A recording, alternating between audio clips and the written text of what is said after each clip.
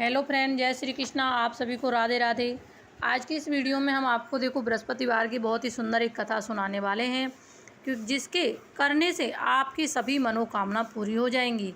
और आप अगर व्रत नहीं रखते हैं तब भी इस कथा को आप सुन सकते हैं, क्योंकि इसके सुनने से सभी सुख मिलते हैं, सभी कष्ट दूर होते हैं और विष्णु भगवान सभी की मनोकामना भी पूरी करते हैं। तो कथा प्रारंभ करते हैं, आप सभी इसको श्रवण करें। बोलो विष्णु भगवान की जय। भारतवर्ष में एक प्रतापी और दानी राजा राज्य करता था। वह नित्य गरीबों और ब्राह्मणों की सहायता किया करता था। यह बात उसकी रानी को बिल्कुल भी अच्छी नहीं लगती थी। गरीबों को दान देने देती और न ही पूजन किया करती थी। एक दिन राजा शिकार में यानी कि वन में शिकार खेलने गया हुआ था, तो रानी महल में अकेली थी। उसी समय बृहस्पति देव साधु के वेश में महल में भिक्षा के लिए आए और भिक्षा मांगने लगे।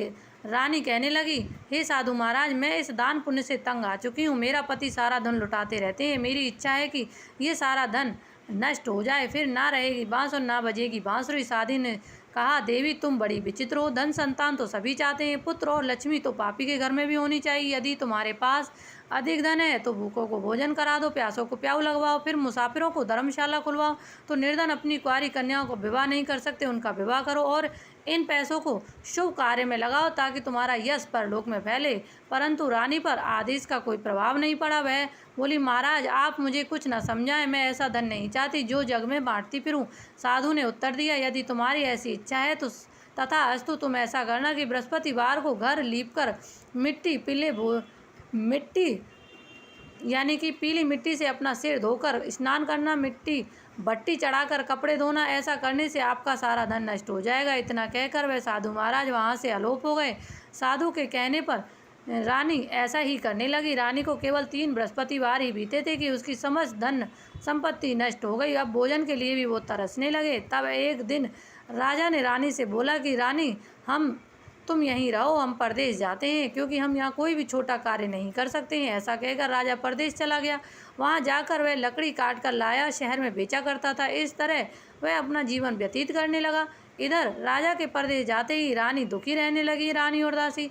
एक बार जब रानी और दासी को 7 दिन भोजन नहीं मिला तो रानी अपनी दासी से कहने लगी, हे दासी, पास के नगर में मेरी बहन रहती है, वह बड़ी धनवान है, तू उसके पास जाकर कुछ ले आ ताकि हमारी थोड़े दिन की गुजर बस हो जाएगी। उस दिन गुरुवार था और रानी की बहन उस समय बृहस्पति व्रत की कथा सुन रही थी। दासी रानी की बहन के पास गई और संदेश दिया, लेकिन रानी की बड़ी बहन ने कोई उत्तर नहीं दिया। जब दासी को रानी की बहन से कोई उत्तर नहीं मिला तो वो बहुत ही दुखी मन से क्रोध में आई। दासी से वापस आकर कहने लगी, सुन रानी, तेरी बहन तो बड़ी घमंडी है, उसने कोई उत्तर नहीं दिया है। इधर रानी की बहन ने सोचा कि मेरी बहन की दासी थी और परंतु मैंने उसे कोई उत्तर नहीं दिया। वह बड़ी दुखी हुई।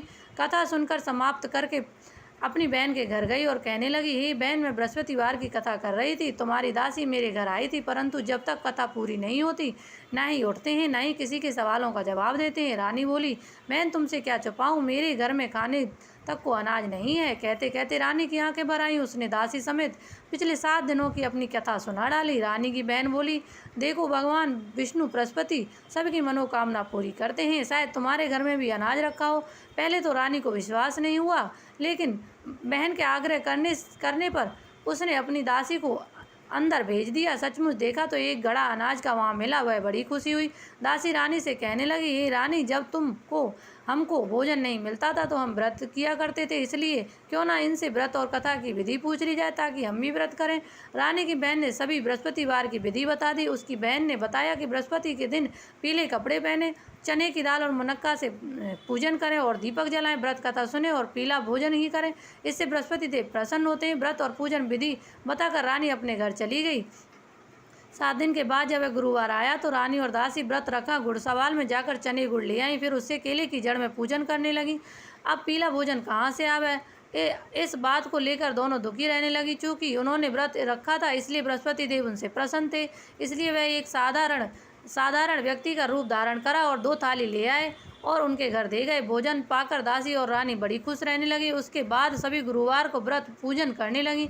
बृहस्पति भगवान की कृपा से उनके पास फिर से धन पहला जैसा हो गया, परंतु रानी फिर से आलस करने लगी।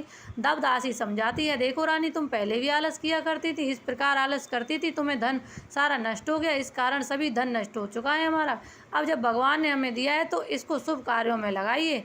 रानी को समझाते दासी कहती है कि बड़ी मुसीबतों के बाद हमने ये धन पाया है, अब इसको शुभ कार्य में खर्च करना चाहिए ताकि स्वर्ग की प्राप्ति हो, तुम्हारे कुल का यश बढ़े। दासी की बात मानकर रानी अपना धन शुभ कार्यों में लगाने लगी और शुभ कार्यों में खर्च करने लगी, जिससे पूरे नगर में उसका यश फैलने लगा। बृहस्पति व्रत कथा के बाद श्रद्धा साथ आरती की जानी चाहिए, जिसके बाद प्रसाद बांटकर उसे ग्रहण करना चाहिए। तो ये बृहस्पतिवार की कथा थी जो हमने आपको सुनाई। अब हम बृहस्पतिवार की कथा भी सुनाते हैं। इसमें जब आपकी कथा हो जाती है तो आपको ये वाली आरती जरूर पढ़नी चाहिए। जय बृहस्पति देव। ओम जय बृहस्पति देवा स्वामी, जय बृहस्पति देवा, छिनी छिनी भोगी लगाऊं कदली फली मेवा। ओम जय बृहस्पति देवा, तुम पूर्ण परमात्मा तुम्हें अंतर्यामी, जगत पिता जगदीश्वर तुम सबके स्वामी। ओम जय बृहस्पति देवा, चरणामृत निज निर्मल सभी पातक हरिता, सकली मनोरथ दायक कृपा करो भरित। ओम जय बृहस्पति देवा, तन मन धन अर्पण करे, जो जन शरण पड़े, प्रभु प्रकट तभी हो करे, आकर द्वार खड़े। ओम जय बृहस्पति देवा, दीन दयाल दयानिधि भक्त हितकारी, पापी दोषी सभी हरिता अभिबंधन आय। ओम जय बृहस्पति देवा, सकल मनोरथ दायक सभी संशय तारो, विषय विकार मिटाओ संतन सुखिकार। ओम जय बृहस्पति देवा, जो कोई आरती तेरी प्रेम सहित गावे, ज्येष्ठानंदी बंदिशो निश्चय फल पावे। ओम जय बृहस्पति देवा। बोलो विष्णु भगवान की जय। तो ये हमने आपको आरती सहित विष्णु भगवान की कथा सुनाई है और कथा सुनने के बाद आपको पूजा करनी चाहिए, इसके बाद आरती करनी चाहिए और इनका नियम भी आपको करना चाहिए, जो नियम हमने आपको बताए हुए हैं। अगर आप व्रत नहीं रखते हैं तब भी पूजा अर्चना करने से सारे सुख हमें मिलते हैं और विष्णु भगवान हमारी सभी मनोकामना पूर्ण करते हैं। बोलो विष्णु भगवान की जय।